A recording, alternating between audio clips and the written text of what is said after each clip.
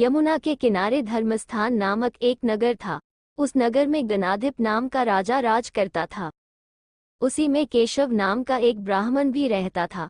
ब्राह्मण यमुना के तट पर जप तप किया करता था। उसकी एक पुत्री थी जिसका नाम मालती था। वह बड़ी रूपवती थी। जब वह ब्याह के योग्य हुई तो उसके माता पिता और भाई को चिंता हुई। संयोग से एक दिन जब ब्राह्मण अपने किसी यजमान की बारात में गया था और भाई पढ़ने गया था, तभी उनके घर में एक ब्राह्मण का लड़का आया। लड़की की मां ने उसके रूप और गुणों को देखकर उससे कहा कि मैं तुमसे अपनी लड़की का ब्याह करूंगी। होनहार की बात की उधर ब्राह्मण पिता को भी एक दूसरा लड़का मिल गया और उसने उस लड़के को भी यही वचन दे दिया। उधर ब्राह्मण का लड़का जहां पढ़ने गया था, वहां वह एक लड़के से यही वादा कराया। कुछ समय बाद बाप बेटे घर में इकट्ठे हुए तो देखते क्या है कि वहां एक तीसरा लड़का और मौजूद है। दो उनके साथ आए थे। अब क्या हो? ब्राह्मण, उसका लड़का और ब्राह्मणी बड़े सोच में पड़े। दैवयोग से हुआ क्या कि लड़की को सांप ने काट लिया और वह मर गई। उसके बाप, भाई और तीनों लड़कों ने बड़ी भाग दौड़ की, जहर झाड़ने वालों को बुलाया, पर कोई नतीजा न निकला। सब अपनी अपनी करके चले गए।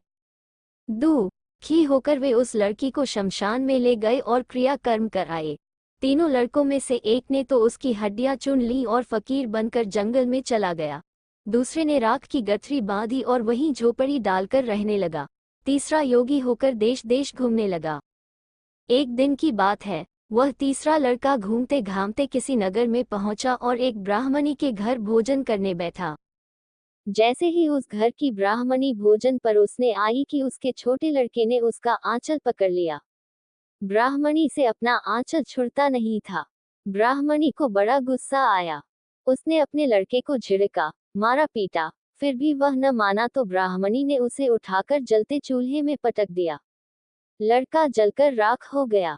ब्राह्मण बिना भोजन किए ही उठ खड़ा हुआ। घर वालों ने बहुतेरा कहा, पर वह भोजन करने के लिए राजी न हुआ। उसने कहा, जिस घर में ऐसी राक्षसी हो, उसमें मैं भोजन नहीं कर सकता।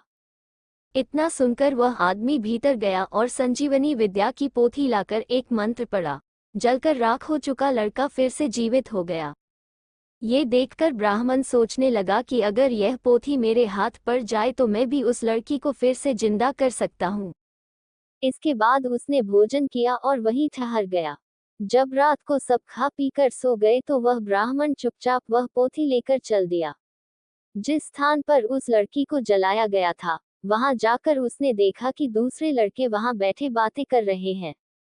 इस ब्राह्मण के ये कहने पर कि उसे संजीवनी विद्या की पोथी मिल गई है और वह मंत्र पढ़कर लड़की को जिंदा कर सकता है, उन दोनों ने हड्डियां और राख निकाली। ब्राह्मण ने जैसे ही मंत्र पढ़ा, वह लड़की जी उठी। अब तीनों उसके पीछे आपस में झगड़ने लगे। इतना कहकर बेताल बोला, राजा, बताओ कि वह लड़की किसकी स्त्री होनी चाहिए? राजा ने जवाब दिया, जो वहां कुटिया बनाकर रहा, उसकी।